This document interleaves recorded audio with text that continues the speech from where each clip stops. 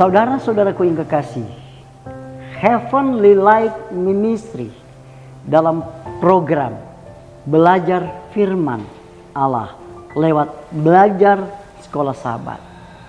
Saudara-saudara, saat ini kita akan mempelajari pelajaran yang ke-11 dengan judul kemurtadan dan syafaat. Sebelum kita belajar pelajaran sekolah sahabat, mari kita satu di dalam doa. Bapa kekal yang ada di sorga, kami lewat Heavenly Light Ministry, kami akan mempelajari firman-Mu lewat pelajaran sekolah sahabat.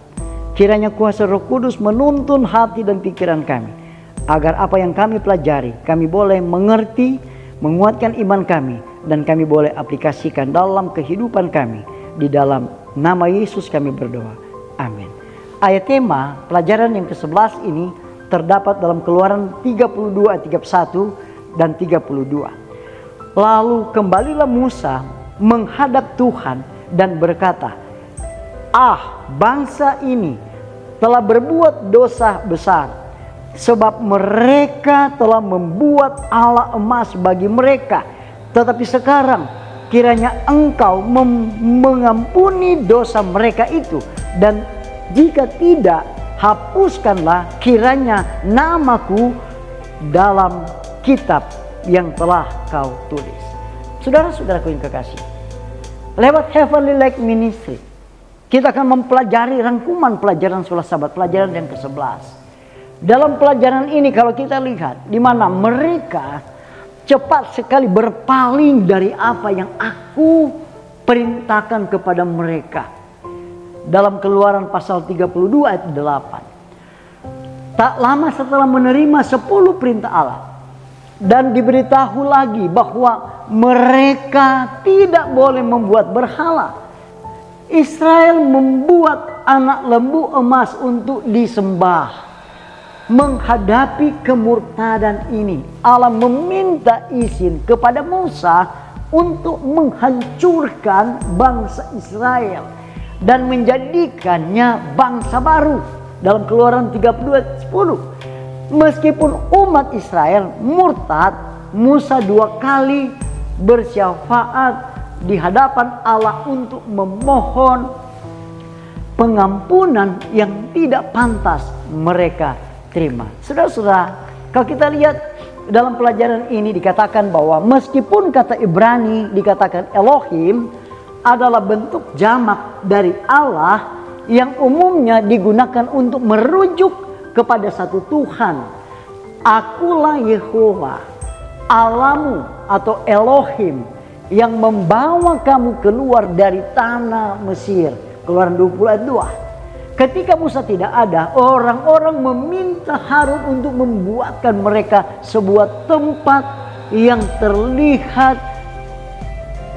Kita lihat di sini di mana Elohim yang bisa mereka sembah.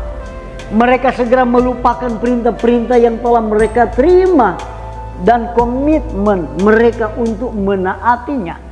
Keraguan awal Harun dalam mencoba bernegosiasi dengan umat membuatnya memimpin kemurtadan, bukannya memberantasnya.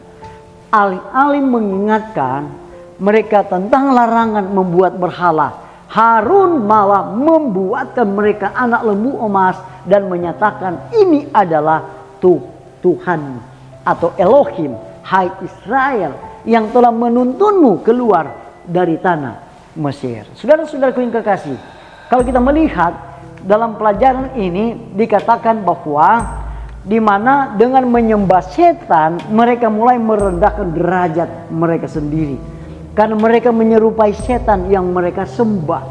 Bila mana kita tidak menyerahkan hati kita kepada Sang Pencipta, tetapi malah mengabdi kepada berhala lain atau yang banyak macamnya, cepat atau lambat hal itu akan membawa kita kepada degradasi moral. Saudara-saudaraku yang kekasih, apa itu penyembahan berhala abad 21? Penyembahan berhala adalah menyembah sesuatu yang menggantikan Tuhan. Berhala adalah segala sesuatu yang lebih memikat imajinasi, kasih sayang, waktu, dan pikiran kita daripada Tuhan dan memperbudak pikiran kita. Berhala apa yang kita sembah? Anda bisa membuat daftarnya sendiri. Beberapa saran adalah contoh kesombongan, uang, kekuasaan, seks, makanan, pekerjaan, media sosial, dan masih banyak lagi. Apa arti penyembahan berhala-berhala ini? Kepribadian, cara pikir, emosi, dan bahkan kehidupan sosial kita pun berubah. Kita menukar hubungan sejati dengan Tuhan dengan interaksi yang hampa dan tak berarti, yang tak dapat menyelamatkan kita. Saudara-saudara, kalau kita melihat bagaimana Tuhan memberitahu Musa bahwa karena umatmu yang kamu bawa keluar dari Mesir telah menjadi rusak. Kita lihat dalam Keluaran 32:7. Musa dalam hal ini, saudara-saudara, telah memberikan satu pembelajaran lewat Allah kepada mereka. Musa bereaksi dengan tepat. Mereka bukanlah umatku, melainkan umatmu. Bukan aku yang membawa mereka keluar, melainkan kamu. Allah memintanya untuk membiarkan dirinya menghancurkan Israel. Tetapi Musa menolak memberikan izin tersebut. Saudara-saudara, murka Allah memang adil. Tetapi Musa tahu bahwa kasih karunia mengalahkan penghakiman. Melihat kemurtatan itu, ia mematahkan lambang perjanjian, loh batu. Setelah mendengarkan alasan lemah saudaranya, Musa bertindak tegas untuk menghentikan amukan itu. Saudara-saudara, Musa rela kehilangan keselamatannya sendiri jika umatnya tidak diampuni. Namun ia bukanlah pengampunan yang bisa diminta Musa, karena ia tidak menggunakan kata Ibrani yang lazim untuk mengampuni. Ia meminta agar Allah menanggung dosa umatnya.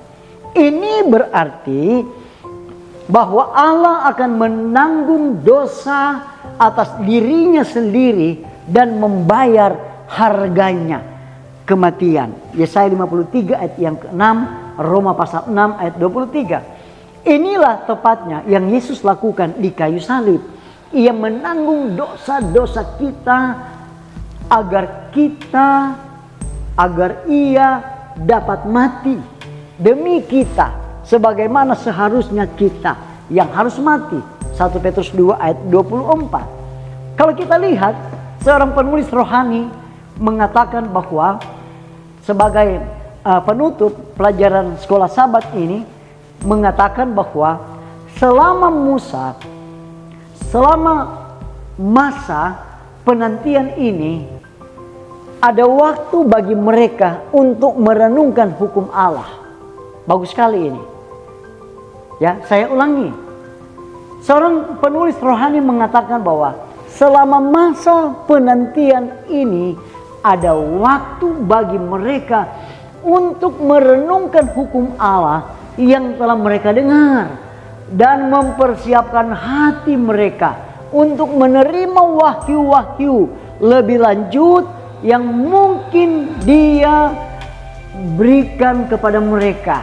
Mereka tidak punya banyak waktu untuk pekerjaan ini, dan seandainya mereka mencari pemahaman yang lebih jelas tentang tuntutan Allah dan merendahkan hati mereka di hadapannya, mereka akan melindungi dari godaan. Namun mereka tidak melakukan ini, dan mereka segera menjadi ceroboh, lalai, dan melanggar hukum. Merasa tak berdaya karena pemimpin mereka tidak ada. Mereka kembali pada tahyul lama mereka. Bangsa itu menginginkan suatu patung untuk mewakili Tuhan dan untuk berjalan di depan mereka menggantikan Musa. Saudara-saudara, lewat Heavenly Light Ministry, kita telah mempelajari pelajaran sekolah Sabat, ringkasannya pelajaran yang ke-11 dengan judul kemurtatan dan syafaat. Kita akan tutup pelajaran sekolah Sabat ini. Mari kita berdoa. Tuhan Bapa kekal yang ada di sorga, lewat Heavenly Light Ministry, kami telah mempelajari firman-Mu lewat pelajaran sekolah Sabat. Kiranya Roh Kudus menolong kami untuk memahaminya, bahkan untuk kami alami dalam hidup kami. Di dalam nama Yesus kami berdoa dan mengucap syukur. Amin.